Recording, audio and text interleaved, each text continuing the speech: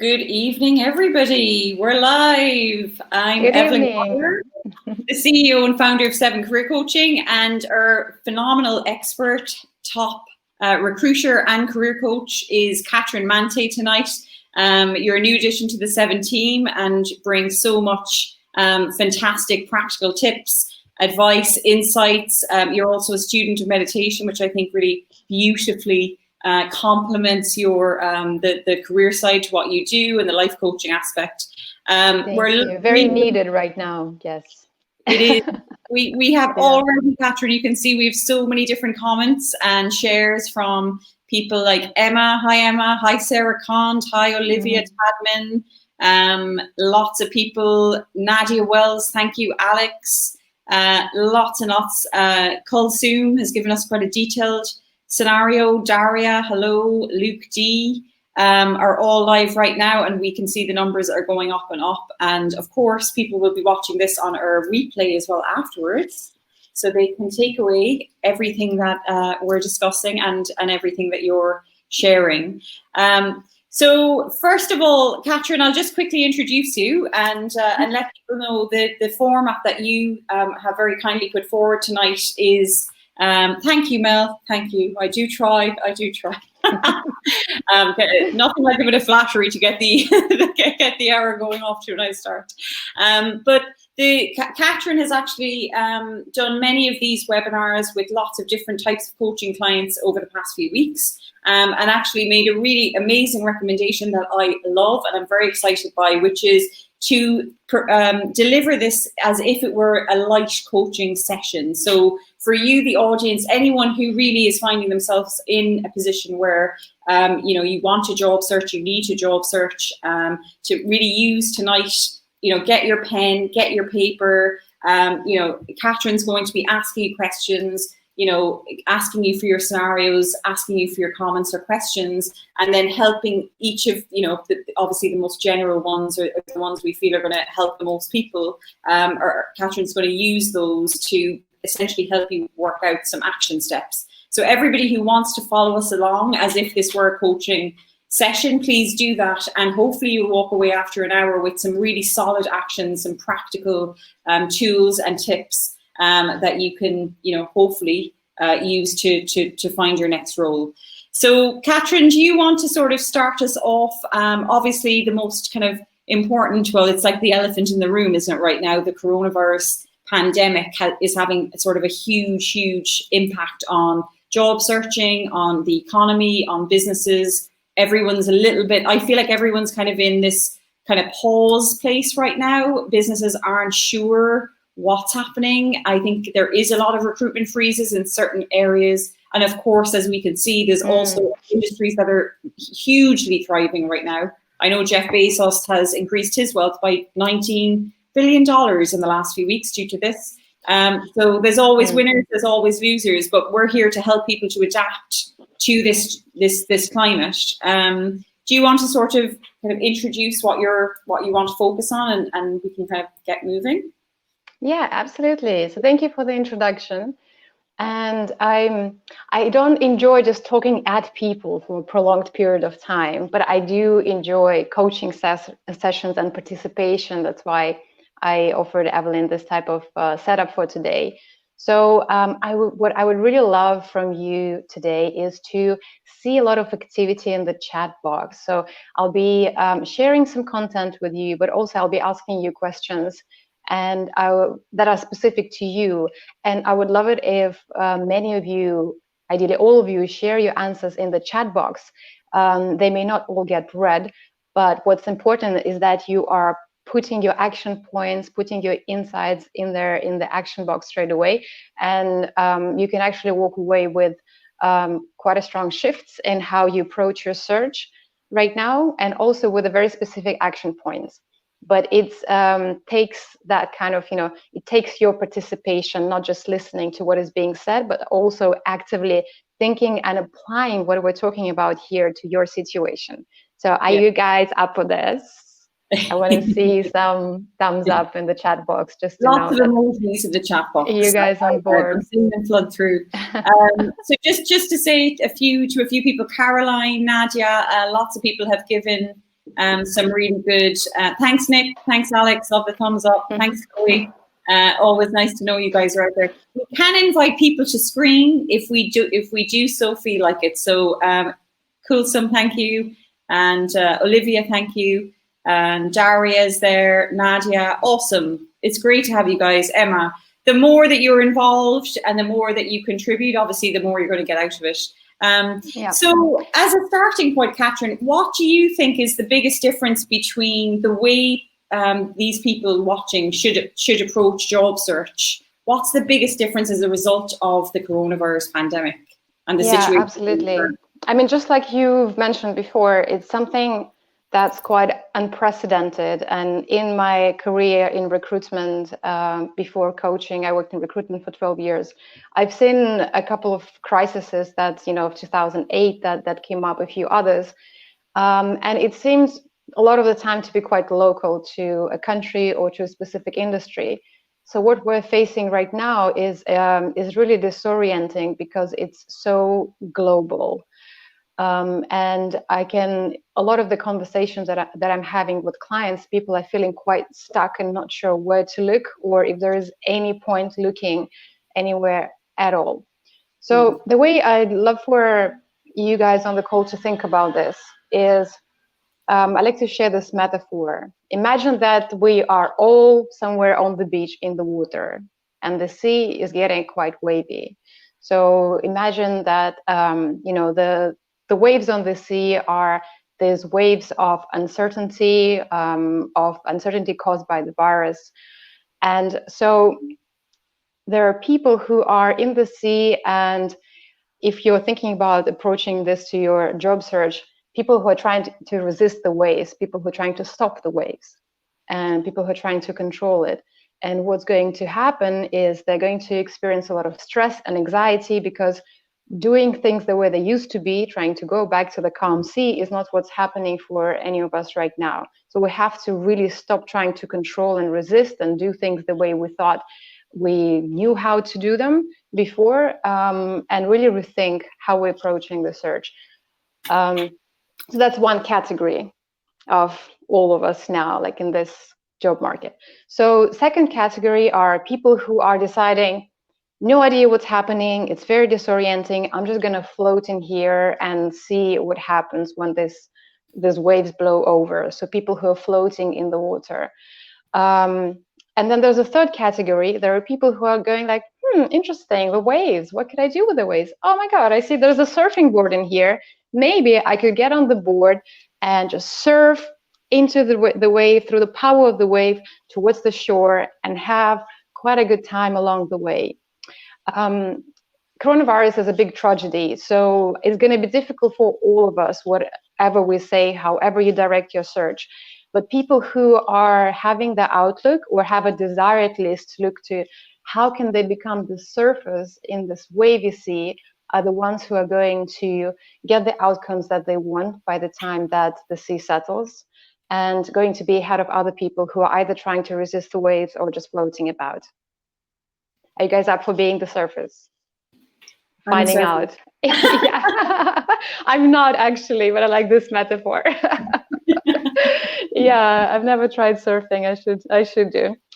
And so the way I was sharing with Evelyn before, the couple of things that will get you on that surfboard and into the sea that I'm noticing that are really helping clients that I coach right now. There are a couple of things here. The first one is that will get you on that surfboard is deciding where you're going to look, what type of industries, what type of companies, what types of countries. So rethinking your search in terms of where you look.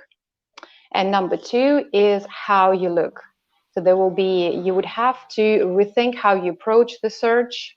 The old methods of just looking what comes up on the online job boards, or going to recruiters are not going to be as effective.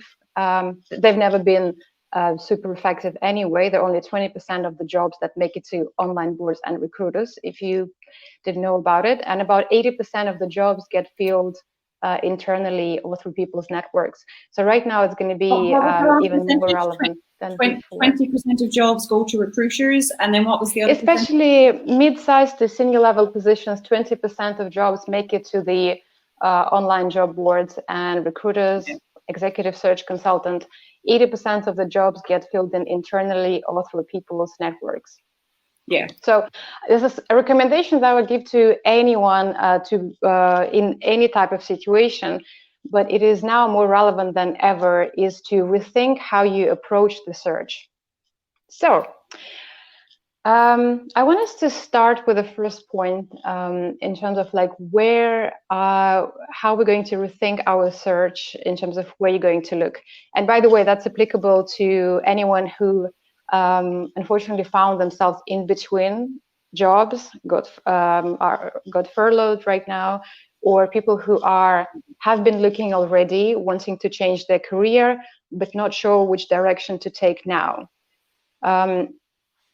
So I will be sharing with you some of the themes that I found through the research that I do, through conversations with my clients, through information that I find online, in terms of sectors and industry that they turn out to be, there's really no winners in this tragic situation, but because of the service or the product that they offer, it turns out to be in a very high demand right now. And I'm sure you'll have a few examples in mind.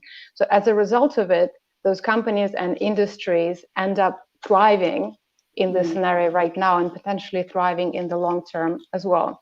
So I want to mention a few themes that I'm noticing that are developing, that, you know, if you focus your search on those themes, you have higher chances of success. And secondly, I'll break this down into specific industries. So what I'd love for you to do, because I imagine you hear from a big variety of different sectors that you work in.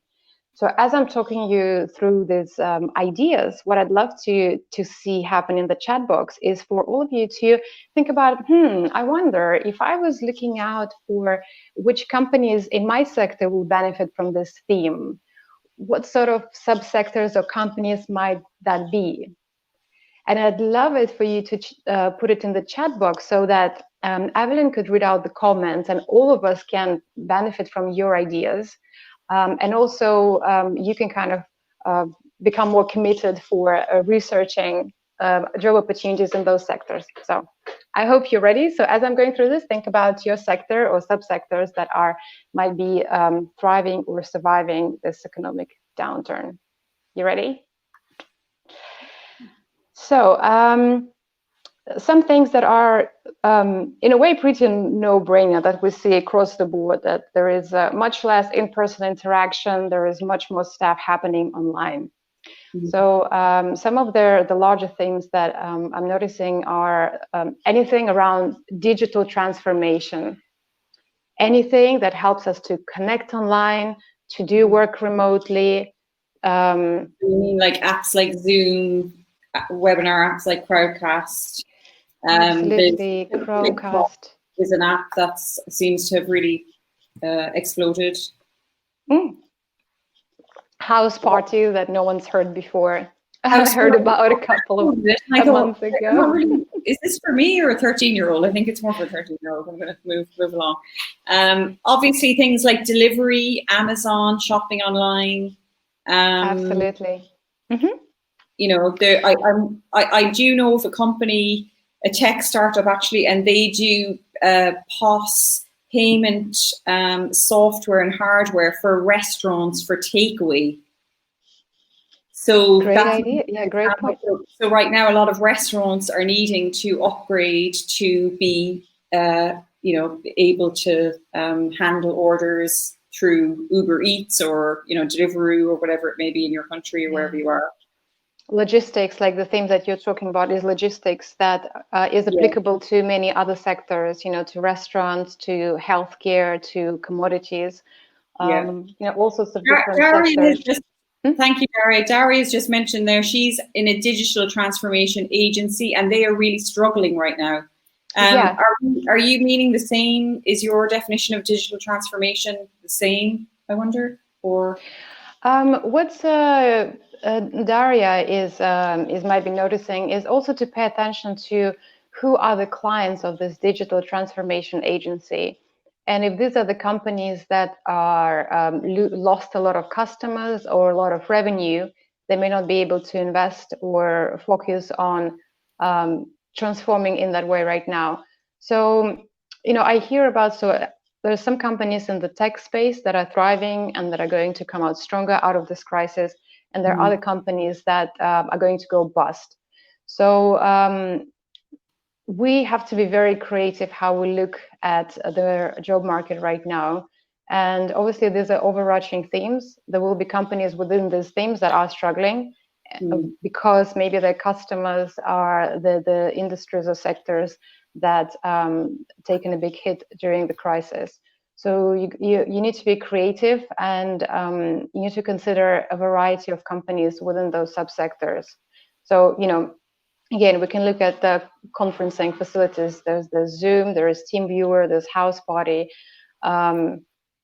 Anything to do with remote, a lot of things to do with remote work. So first of all, maybe companies that are offering opportunities to work remotely that might fare better because they don't have to pay for very expensive offices, and they haven't had such a huge they haven't taken such a huge hit because they didn't have rent coming out of their exactly. I've just shared a few websites with people there. So People Per Hour, Remote Work, and AngelList.co are just a few examples. If you Google remote work, they'll come up. But there's so many websites. I mean, People Per Hour is a platform, and there's so many like it actually, where you can go, and there is everything from bookkeeping, data input, basic admin, personal assistants, executive assistants, developers, SEO consultants, marketing, photographer. I mean, literally anything you can think of, there is remote work, and we've used them. I mean, I've been using them for absolute years, and there's loads of websites like that. So, I think there is one message. I know a few comments here have been made, but at the end of the day, and you'll probably agree, Katrin, there is always going to be some, even if it's just for a few months and you're really, really stuck and your industry is really frozen and you need to get an income, there is always some sort of level of transferability, I think, for a lot of people, where they could maybe take, I've heard of someone taking an editing job. She's editing copy. Actually, this is the next kind of theme that I wanted to mention is exactly what you're talking about, is the movement in the job market towards a gig economy. Right? And also something that we call it 7A portfolio career. So some of you might be not willing to kind of even look at the idea of having a variety of income streams from different companies that you are servicing, different types of activities. But other people actually feel quite excited about the fact that they can work on a variety of different projects for different companies. So when we talk about, what do you call it? I call that a portfolio career. But portfolio career, yes. So it's when you don't have when you're not hired full time for a specific company, but rather you work on remotely, like through the websites that you have been mentioned, finding opportunities or working for some of the customers you might have worked in the past in your career, working on a specific one of projects or a range of projects. But also some people like a variety of activities. So for example, I'm a career coach. I love recording videos. I have my YouTube channel. What else? I love speaking engagements. So I might have a portfolio of things that I'm doing in order to constitute an income that substitutes sort of my full-time job that I had before. Because it was my choice to have a career that has more flexibility, more remote work, and includes all of the things that I really enjoy. So one of those opportunities is thinking about the market transformation towards gig economy. It has been upcoming. A lot of industries have been changing in that direction already, and my feeling is that the aftermath of coronavirus is going to really we'll see these numbers of people changing into a gig kind of career, freelance work. It's going to skyrocket, I think. who's going to just so a lot that of people transformation. here, I mean, Olivia's just mentioned there that she's finding it really hard. She's applying for jobs, she's not hearing anything back, and she's not knowing if her application was rejected due to the recruitment freeze or if it's unsuitable. What would you say to Olivia in terms of, and actually one point, just based on the comments we've gotten so far, in like for me right now, one of the pieces of advice I've given to anyone that I've been in touch with, and we've had lots and lots of clients sort of and coaches sort of looking to kind of pivot their strategy. We work with a lot of people around career change, and a lot of people still want to change career, even in the midst of this. But one of the things, and it really lends itself well to your analogy at the start, which is, the old way of doing things isn't going to work now, and we need to adapt, and by really adapt our approach, adapt our mindset, and sort of think in the way that is essentially going with this, whatever this the changes as a result of the pandemic are, which is everything's moving remotely, it's moving online. I can see here a few people have asked about different types of applying for jobs or different sectors, how if there's going to be work in admin or those sorts of needs are still going to be needed. I think the most important insight from my perspective is the more traditional company setup. Applying for jobs to more traditional companies and industries right now is probably not the thing to do. Just remove, and I think, as you mentioned, Katrin, at the beginning, like if 20% of jobs are on the job boards and recruiters, if you think of the 80-20 rule, that's probably not the best area for you to focus on. So maybe looking at websites, or even taking a step back from, Katrin's going to give you more tips in a second, but starting to look at your skill set. And if you're in a position where you really need to earn money quickly because you're, furloughed, or you're in it, maybe not furloughed, but you've been made redundant, or you're nervous about that, it's starting to look around online and seeing what companies or what roles remotely or even freelance where could I add value? Where would my skills add value?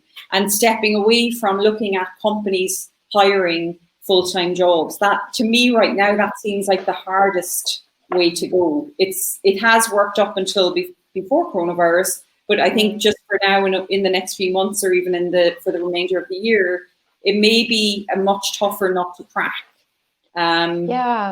I think what's coming out of this is that people need to be really research the companies and to be really selective who they're applying to.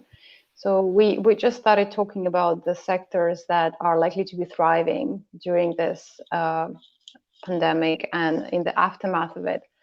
Any other companies that we haven't talked about that are able to survive and withstand the crisis for now.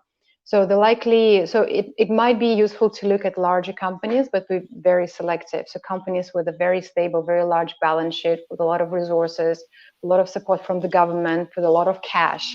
So the likes of Google, Apple, investment. So I'm speaking with investment bankers as well, and they are pretty confident in terms of large banks being able to withstand the crisis. And as we know, they often get bailed out by the government anyway. So looking at, I think where we're probably to look is either for really large companies that are almost too big to fail, or at least the government is unlikely to let them fail. Or looking for very specific opportunities in other sectors that are benefiting from the increased demand for the service. Okay. So if I may add to, in terms of sectors and companies, so a couple of things for what I've been hearing from clients. So obviously we're looking, if we're looking into consumer and retail, retailers are having record sales of their goods. So anything in the food industry, retail, consumer goods, supplements. But you mean online though? You mean online? I mean food retail. Yeah. So Waitrose, Ocado, supermarkets. So within technology, we talked about conferencing, certain areas of fintech, financial technology, and payments. Not all payments companies will be able to withstand it. Online banking, online entertainment. You guys obviously, know that Netflix is getting a lot of traction right now. Home training exercise I wrote down. I mean, there are many interesting startups that will be able to benefit from what's happening. So for people not being able to go to the gym. So I'm just giving you ideas to start thinking creatively for your sector as well. I want to see more ideas in the chat box of healthcare, private healthcare, for obvious reasons. There are sectors within commodities, if anyone's here in the commodities sector, that will fare well from this. For example, copper, I worked with people in trading. So copper is a type of commodity that is needed to, is used in technologies. And there are other types of commodities that are also going to fare well from this. Within finance, I mentioned large banks, but also pension funds. Pension funds have a very long investment horizon. So they are not going to reduce their stuff drastically because there's another crisis. They see many through the years.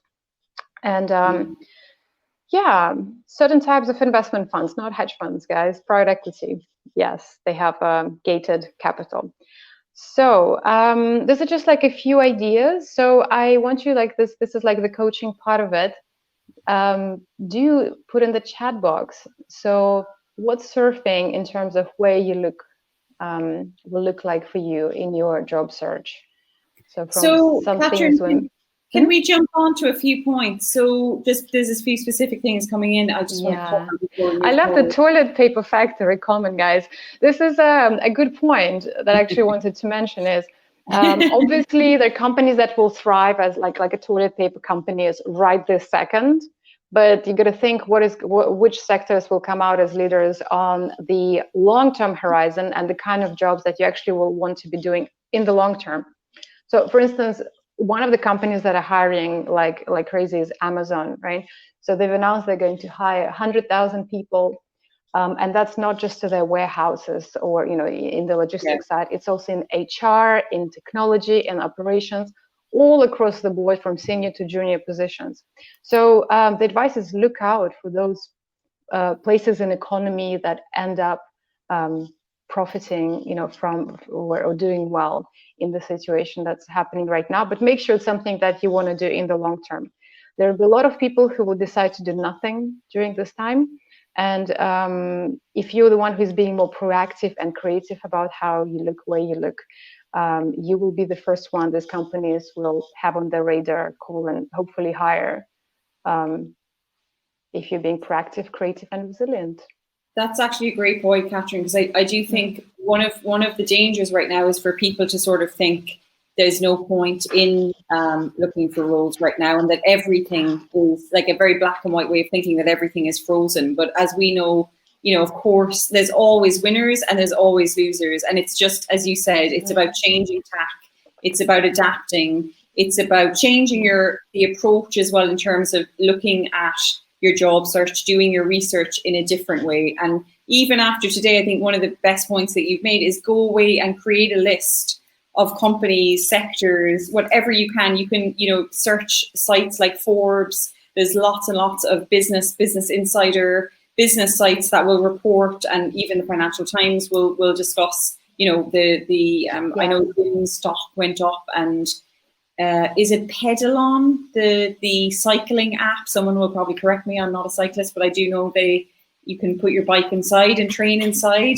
On the downside, you do have a lot of yoga studios and a lot of free. There's so much free stuff, being put out as well. But that is also another opportunity for people to, like, before we jumped on this tonight, I was actually just researching all of the free courses that exist. I mean, there's actually a lot of amazing. There's so many. It can go down the rabbit hole. Yeah, and many of them actually are really high value and have been made free at this time. So even if it's not necessarily a time for you to be focusing on the job search, maybe it's a time for you to be upskilling. If you're finding that there's a lot of remote jobs using certain skills and you need to round out your skills, maybe this is a great time to train, and there's just so many opportunities. It's just whether or not you're how you're thinking about it. Chloe made a really good point. She said to ask Katrin, do you think that the balance of roles advertised internally versus through recruiters or job search boards will change with the change in remote working? I wouldn't know how to answer that, to be honest. I mean, I think just, I can't say exactly, but I would imagine it would. I mean, I would imagine, like from what I've seen, I actually kind of researched a list of companies remote hiring right now, and there is, I mean, I've given the examples of the website People Per Hour. You've got Angel.co. There's loads and loads of websites that are similar, and they are recruiting remote roles. I do still think though, and Katrin, you mentioned it in terms of portfolio career, maybe now is the time to think, maybe it's not about applying for permanent full-time roles. Maybe it's looking at maybe 2 or 3 different remote roles. Maybe there's a part-time role, maybe even something like customer service or admin or editing. There's a few different things that you could be using, splitting your week with and using your skills. It depends on your situation. It depends whether you're in between roles, you're desperate for a role, you just want to change career. It depends on where you're at. There's a really fascinating post that are going around on LinkedIn right now that I invite you to explore. It's about interesting career pivots during the coronavirus. And so for some of you, it might be useful to look into what Evelyn was just talking about in terms of consulting in the area of expertise that you have, working part-time, maybe even doing internships at the companies that you really want to work for, or one-off projects. It was really original, actually. This is this gentleman. I mean, there were a few people who did this career pivot. So during, because their offers were called off because of the virus. This guy, his name is Dragos Golaes, Dragos Golaes. Dragos Golaes. You can look him up on LinkedIn. He's done something very creative. He's basically decided that while there are not so many jobs around, he's going to go and help the community. So he got himself a job at a cashier desk at Tesco's. It's Sainsbury's. And what he did is that he created a nice post about this. He's a well-qualified guy. Unfortunately, his market is not doing great right now, but he is helping community right now, and he's made people aware of this on LinkedIn. And what's happened is that his post gone viral. He asked people to reach out to him with opportunities that are more in line with his skill set, and to basically he asked for help. And he had 7,000 people like his comment and reshare. Wow. And he had an incredible amount of support as a result of it. So not to say that you all gonna just start and go fill in cashier desk or stack the shelves at Sainsbury's, but at the same time, if you don't have a lot going on, this is something that may actually feel quite fulfilling in the meantime, to give back to the community, and something that can help you have this kind of viral effect online as well, to reach out and ask for help. I think more and more people, even if that's not something you're after, I think just posting something like that on LinkedIn, everyone knows we're in the same boat. Everyone knows there's a lot of uncertainty, a lot of fear around. And I think more and more people will start reaching out to their network in these new creative ways. So you could get ahead of this, I think, what we'll see as a trend, and create this type of posts. And what I notice is that there is much more people are willing to support and share each other in these times of hardship. So hopefully you'll be able to have some people reach out to you through that way as well. So stepping over this fear of letting people know that you're looking for a job and asking for help is, I think something that can also help you. And Katrin, just another point there. Olivia has said I've been in my current role for a year, and I'm worried about taking a role that I'm not passionate about now, and it then looking bad on my CV when I'm looking for a job again down the line, which is actually a really good point. So maybe needing to take an interim role that is kind of off the career path, just at the moment, and then how to talk about that at the time when maybe a more attractive role comes up. Does it seem like Olivia has a job right now, or she's looking for a job? Olivia, do you want to just specify? Because I'm not seeing. I don't know, but I mean, I do think there is one, there is so many positives about the climate that we're in. And I thank Sarah P, who's made some amazing comments here. She said, people get to reevaluate their priorities and their lifestyle during this time, focusing on self-improvement, focusing on building and striving for better, fairer, and more resilient systems for us to live in, wellness, online education, sustainability, environmental journalism, and information. Well, I think we're done with the webinar. Thank you very much. It's a great point. Olivia said she does have a job right now. She does have a job right now, yeah. She was in PR for a year and she moved to merchandising, but she'd like to move back to digital marketing. Yeah, well, I think if she's in a job right now, I would use this time to really... Is it that you're not enjoying the job that you're in now, and it's that you're concerned that how that might look for on your CV? Is it the PR job that you're in now, and you want to understand how to communicate to employers why you moved to PR, but now you want to go back to digital marketing? Are we understanding that right? Just before we go into detail. I'm getting. I mean, I think whatever is the answer, I think what would be useful for everyone is actually the point that I was wanting to move to next is how you look for the job, and to use this time, whether you have a job right now or you're looking for one, is to really use this time of greater sort of quiet to really rethink your career. And when I say rethink your career, figure out what are your key strengths and superpowers? What is it that you're passionate about? The impact that you want to create in the world, and how you can get well paid for in the environment we're in, or further down the line, that combines your strengths and the things that you're passionate about. And I think the reason that it's important, and so for Olivia also, maybe you will not be able to land this kind of opportunity right now, but taking time to really do some self-reflection, maybe work with a coach, maybe on your own, find resources, find books that help you understand what you're passionate about, and start making connections, start networking in that area. It is better to, if you have a job that maybe you're not super passionate about, but in my opinion, it's better to stay where you are and then slowly build your network, start reaching out to people, connecting with people. We were talking with Evelyn before, in fact, people have more time right now. I mean, some people have less time because they're kind of crisis management.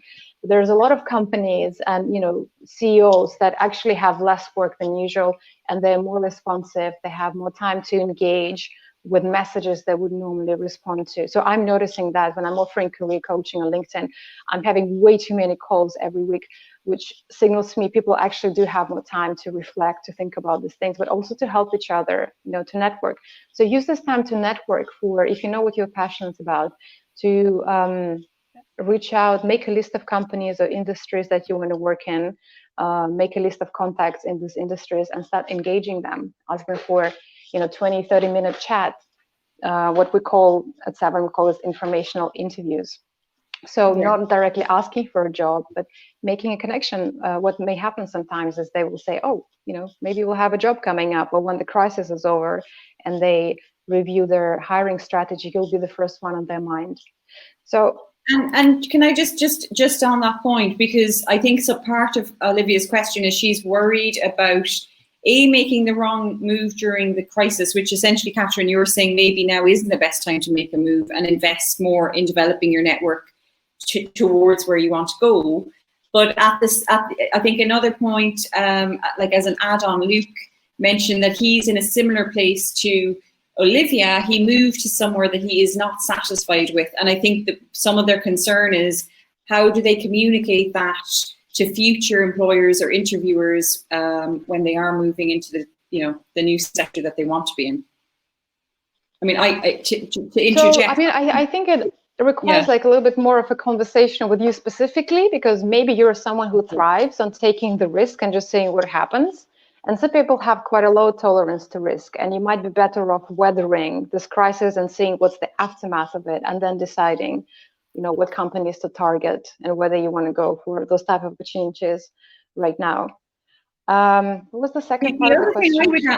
I would add in is in some ways the coronavirus pandemic could be a great sort of, excuse. I mean, if I would imagine if people are worried about being in an interview in 6 months' time and being asked, why did you go from PR to merchandising or merchandising to PR or whatever it is, and you're sort of saying, well, actually that was smack bang in the middle of the coronavirus pandemic. I don't think there's ever been a better communal reason for to kind of talk about to give sort of a good. It's not an excuse, but it does kind of give you some leverage. There's loads of comments on the side, Katrin. I'll just include them.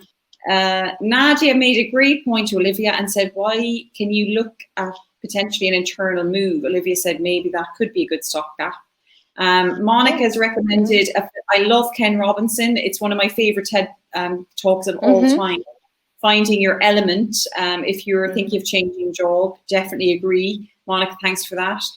Luke says he's read that book. So, wow, we've got such an amazing audience. They're like, we have a great community. Should guys stay in touch?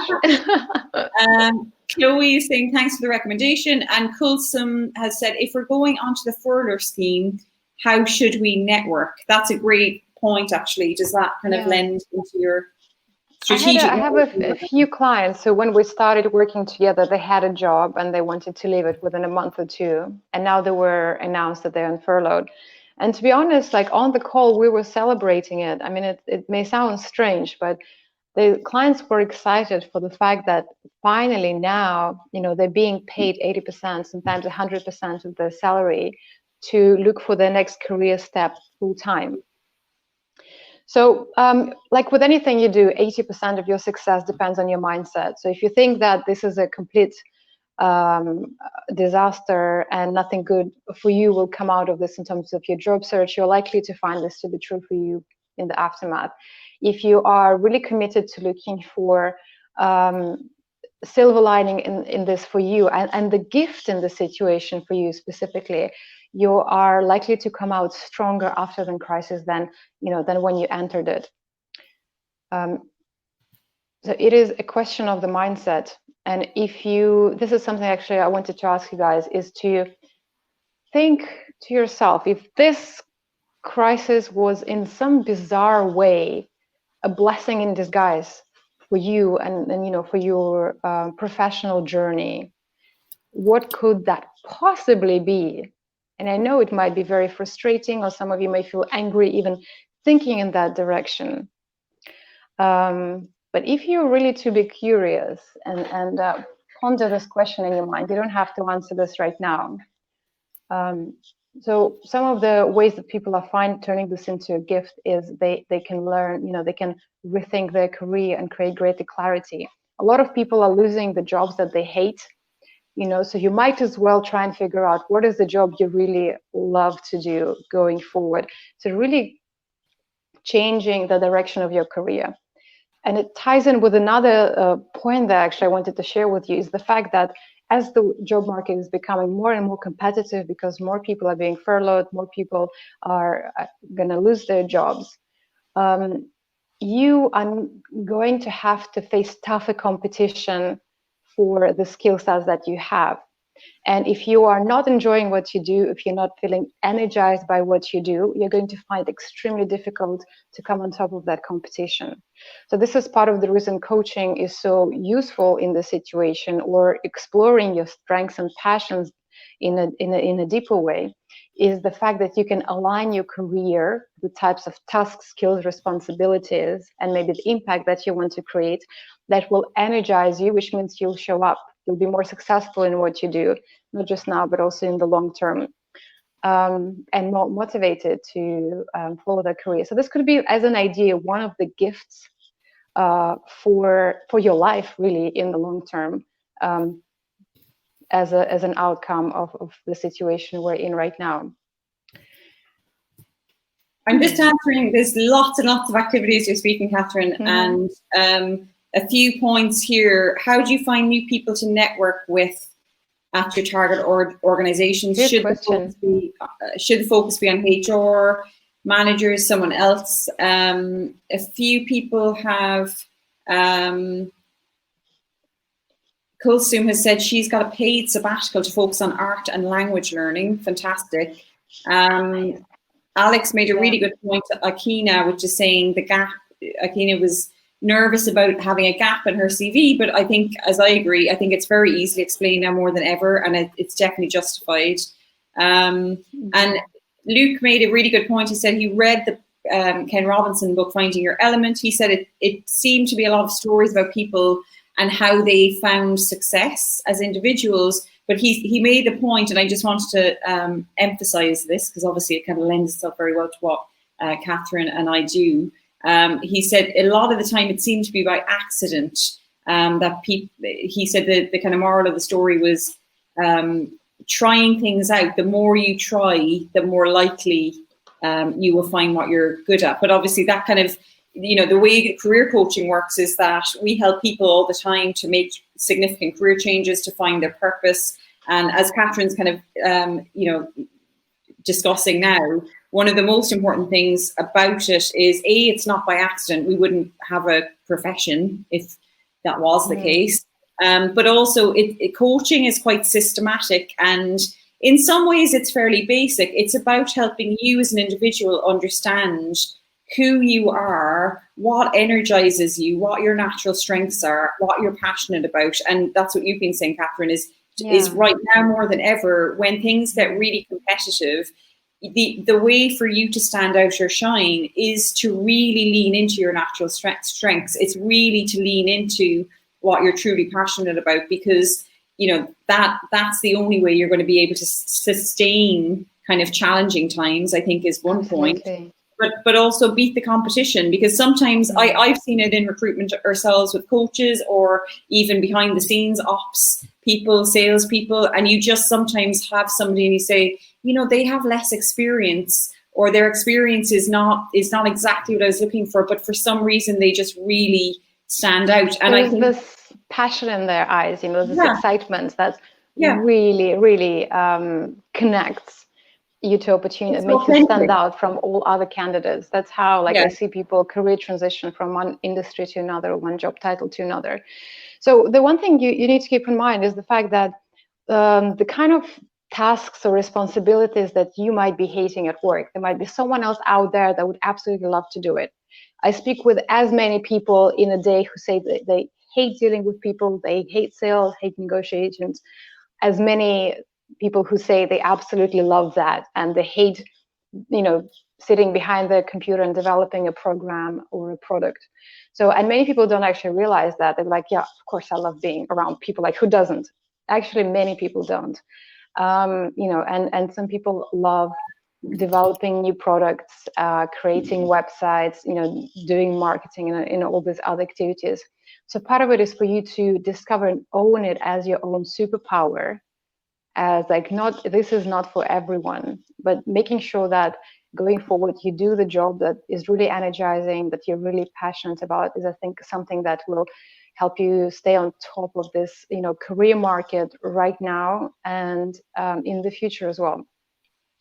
And I think actually this is an interesting point that you were mentioning about trying a lot of things and discovering your career by accident. And I know we don't have a lot of time, but I got this fascinating story.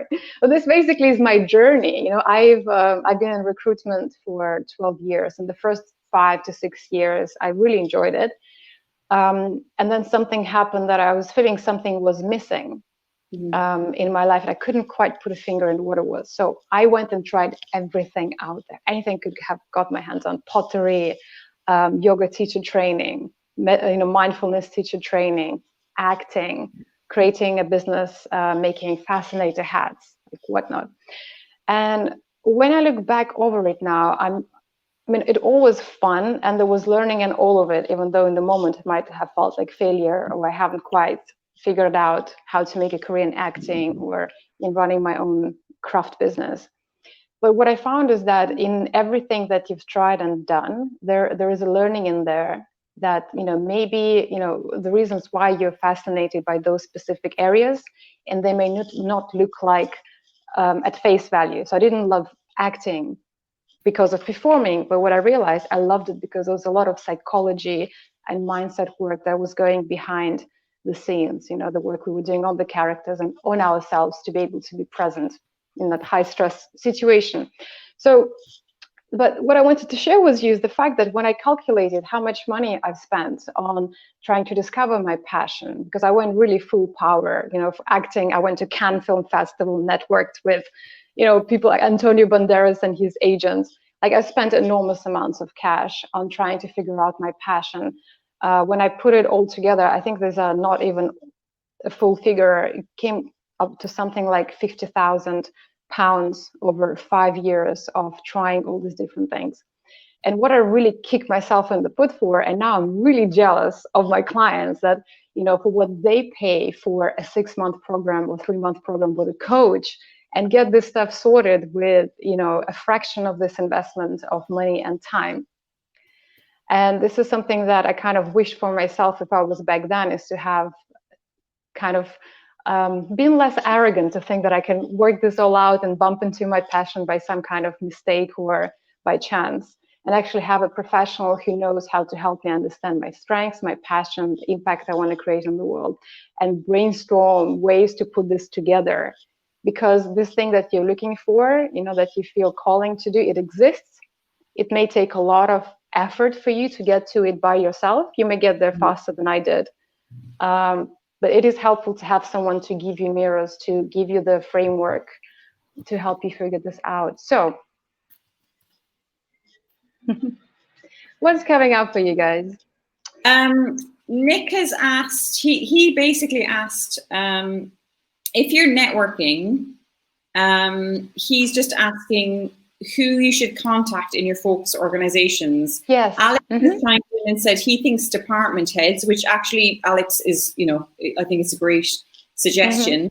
The way that I've worked with clients over the years is I've worked with people. Informational interviews was one of the kind of it was a huge breakthrough for many, many of my clients. I've had so many people who've gotten jobs out of informational interviews. They didn't go there with the intention of getting a job, of asking for a job. Having informal chats. It was an informal chat where the reason it was a breakthrough for them and they were offered a role is because we did really good groundwork on understanding what sectors, not just the industry, not just the sector, but even the types of organizations. So I'll give you an example. I had this phenomenal woman. She was a lawyer, and she was clearly a communicator. Law was incredibly suffocating. She was working 90-hour weeks. It was affecting her mental health. It was affecting her relationship. She wasn't a fit for the environment. So we figured out that actually she would be much happier in a much smaller environment, a startup type environment where it was quite progressive.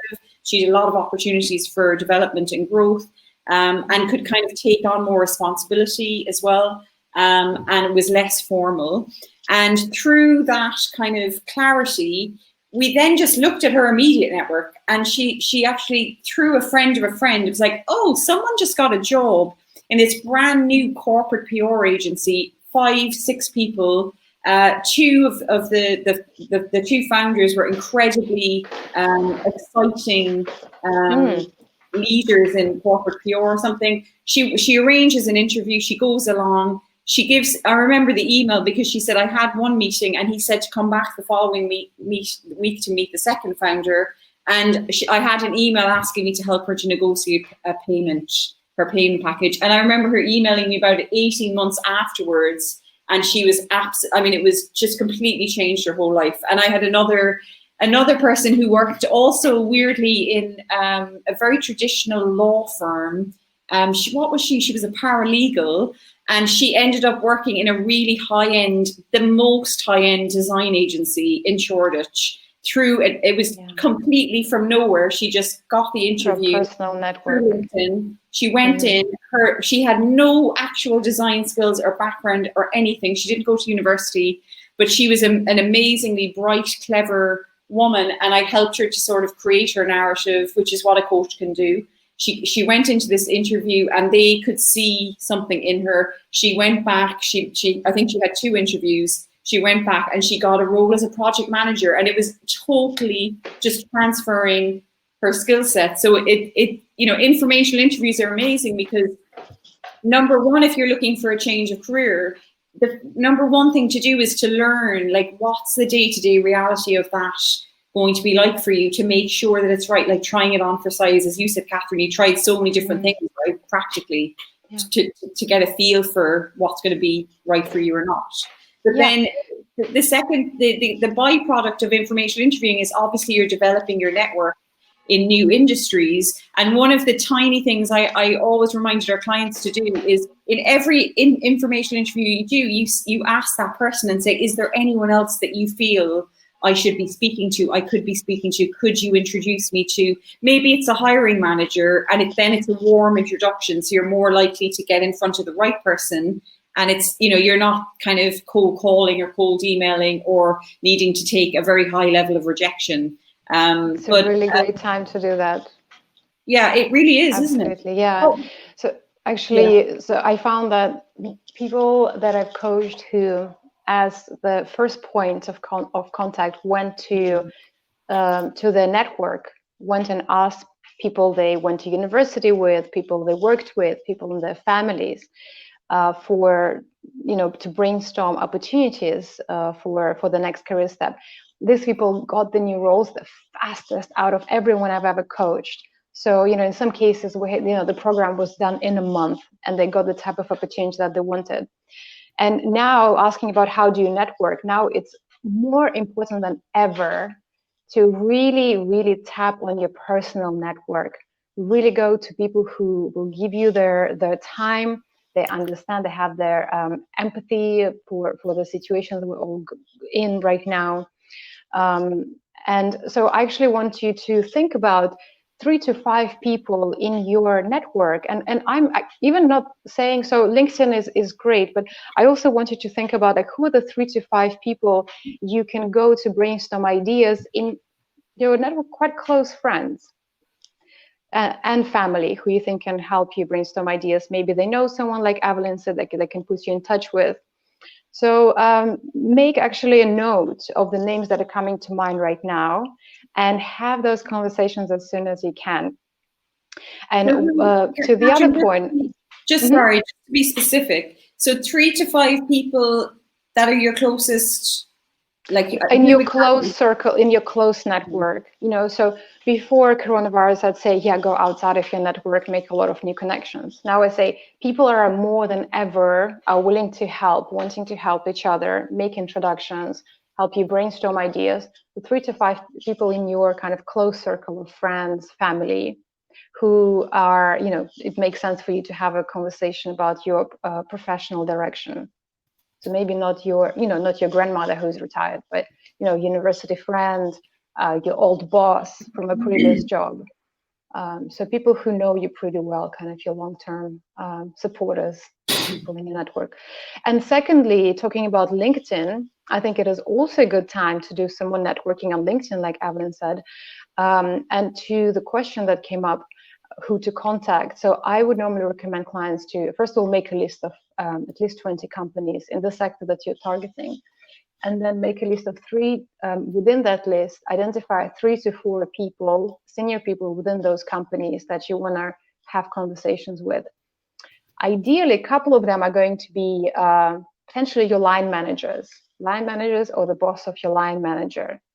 If it's a small company, if it's a startup, if it's a medium-sized company, and you're in a senior role, I'd go to the CEO. So when I was looking for opportunity to do career coaching, I went directly to Evelyn, and I had a response directly from her, even though I thought, she's probably not going to give me time in the day, but you just never know, and you got to do it, Katrin, was really through LinkedIn? I'm trying to remember.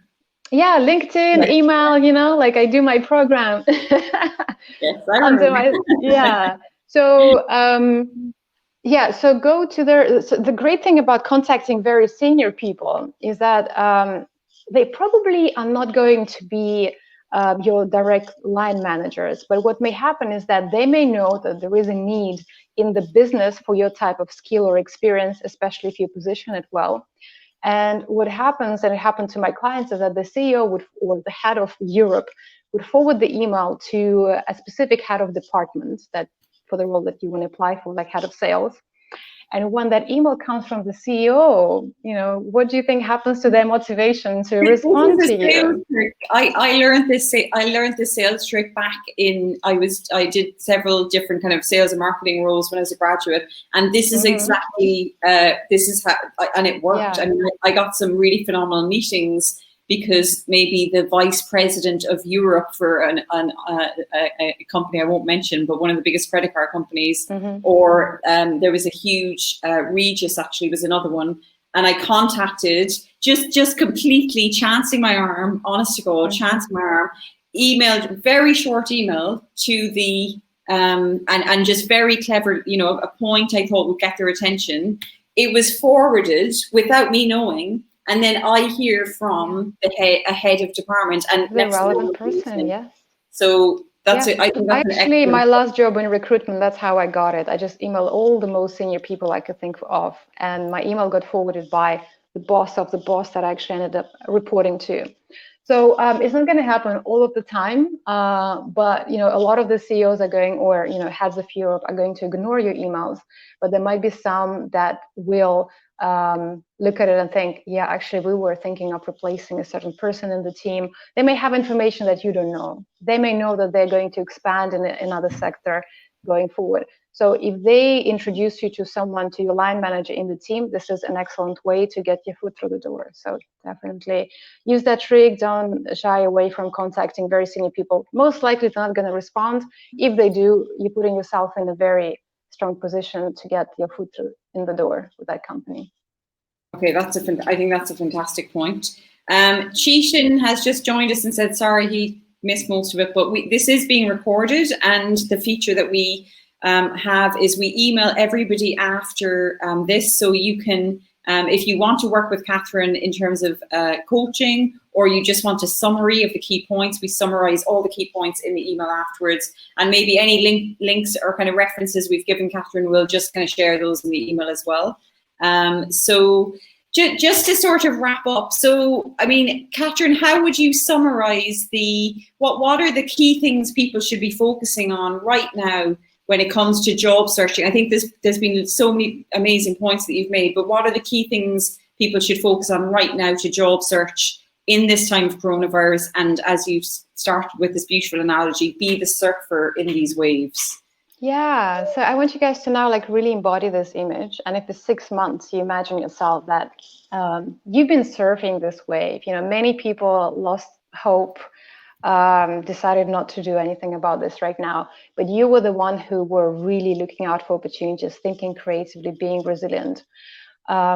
Where would you love to be in 6 months from today? So I'd like you to think about it right now, to visualize a potential positive outcome. If this situation was a gift for your professional life, for your career. And when as I'm kind of going through the summary, I want you to type in the box, what are some of the things that we already talked about, and I'm summarizing here, that you're actually committing to doing and implementing in your search over the next couple of weeks. So I hope you guys will do that, because this will help you to feel committed and take the step, which means you are going to be more likely to be the surfer, not the floater. Yeah. So focus, decide on where you're going to look, talk to people, in terms of which companies are going to thrive or survive through this virus situation, through the quarantine. And secondly, decide on how you're going to look for the job that's different from what you were doing before. And to summarize the point, look to rethink your career, to steer it towards something that you are truly passionate about and good at, because this will help you to withstand the competition right now and in the future. Something we haven't talked about, spend some time branding. Look over your resume, make sure it's top notch, it's really catching attention of the right people. Have it overviewed by friends or a professional or a coach, but really up-level your branding, how you show up on LinkedIn, on your professional materials, etc. We talked about, Evelyn also suggested sharing more on LinkedIn, being more in front of people, even if it's a little bit piece of information about what's going in your industry. Demonstrate resilience and creativity. So even if you're not hearing back for the opportunities you're applying for, or the search that you were interviewing for has been put on hold, stay in touch with people, not in an annoying way, but just check in with people politely. It demonstrates your resilience to the potential employer. So the way you're chasing them through this process, they will understand that this is how you're going to have the tenacity and resilience to when you come to doing the job in those companies. So position yourself as someone who's resilient, creative, and focused to the employer, even though if it feels a bit disheartening, you're not hearing back from as many companies as you'd like to. Focus on your network. Go first to people who know you, who love you, who would love to help you. Right now, write down names of 3 to 5 people of who you're going to speak to this week. And secondly, start networking out on LinkedIn, like what we talked about, going to heads of departments, CEOs, heads of HR in the companies that you want to target. Stay in touch with the community, give back if you can. If there are certain things you can do for your community, it feels great. It keeps you in the right mindset, like volunteering opportunities. Consider portfolio career freelancing. And another thing we haven't talked about is make sure you're looking after your wellness. Make sure you're kind to yourself. Make sure you're doing the exercise, you're eating well, you are using, any kind of mindset practices that work for you are very important right now, because this is what is going to either move you towards taking positive action or staying back and, staying in the state of anxiety and stress. This is going to make a big difference. So during the times of hardships, it's more important than ever to look after your mindset and your wellness. And definitely staying well in this environment is very important. I think it's so key, Katrin. And thank you for the summary. Coulsum said she still feels a bit clueless on networking with LinkedIn. One thing I would say is upskilling. We talked about upskilling earlier, but upskilling, like there's loads and loads and loads of free online courses, webinars, everything you can imagine on how to use LinkedIn. Even on LinkedIn itself, there's actually free courses that you can take to show you how to maximize LinkedIn. So that's a way that you could upskill yourself, and you will, I think upskilling doesn't need to be about necessarily what you do. It can also be around how you job search. It can all, like as Katrin was just saying, your mindset, your wellness, all of these things that we're doing here at Seven. We're looking at, all aspects of the person. This happens to be a bit more practical. But Nick, if you want to contact us, we have there's a call to action at the bottom there, and I'll just give you our general team. Seven Career Coaching. It's team@sevencareercoaching.co.uk. Kate, our lovely assistant, is manning that inbox. So let us know what you need, and we will get in touch with you. Katrin, thank you so much for that. I know that everybody here has we've had amazing comments and so many thank yous to say thank you for very engaged team, Emma, community. Well done, guys. Yeah. Thank you. So many people, Paulette, Alex, Cheaton, Ikena, so many people have just said thank you. Great ideas, lots of good stuff here. And as you can rewatch this, and just to sort of summarize, obviously, Seven Career Coaching, we have a team of over 30 coaches who specialize in all different aspects. Like Katrin, she comes from a recruitment background. She's been in executive search for 12 years before becoming a career coach, and also brings a beautiful holistic aspect to her work as well, which I think is really obvious that you are so calm and lovely to listen to. But also has that kind of cutting edge sort of commercial, like really good job search is actually kind of a commercial activity. I think you need to think in really a kind of a business development way. And if you do think in that way, most people don't. So you're already ahead of the competition. But if you did want to work with Katrin, whether it's career change or helping you find a job right now, or transitioning to the gig economy, or working online, working remotely, whatever stage of career you're at, there is a call to action button in the bottom, or we've the email to the side, and just reach out. And keep energized, everybody. Thank you for all of your amazing comments and energy. And we will be emailing you tomorrow with all the links, the summary, and the replay. And keep an eye out we're going to be announcing a lot more webinars over the coming weeks. So hopefully there'll be more for you to get value from. And Katrin, we'd love to have you on again. So let's think of another topic. Let's do that. Thank you for inviting. This is fun. Maybe using LinkedIn. Maybe that could be a good one. That how to really use LinkedIn like a recruiter. You guys. So how about you email us with the ideas for maybe specific topics you'd like us to cover? Yes. And we can do a couple of more webinars in the coming weeks. Emma feels re-energized. Emma, that's so good. We will end on, Chloe said LinkedIn, that would be great. I think LinkedIn is one of those things, I assume people, I assume it's sort of basic, but actually if you use it really well, it's probably not. And there's a lot of strategy that you could probably share, I'm sure. So let's secure a date for that. We'll let you all know. Nick has said LinkedIn. Chloe has said LinkedIn. There's a lot of people saying LinkedIn. So maybe. Thank you, Kalan. Fantastic. There seems to be a trend. Thank you, guys. Yeah. It's really useful to have your input. Thank you all for really showing up, participating really strongly. Yes. So go and be that surfer. Yes. Thank you, Katrin. Yeah. Have a lovely evening. Goodbye, everybody. Thank you for your comments. And hopefully hopeful and practical after that. We'll see you soon. Take care, Katrin. Bye, guys.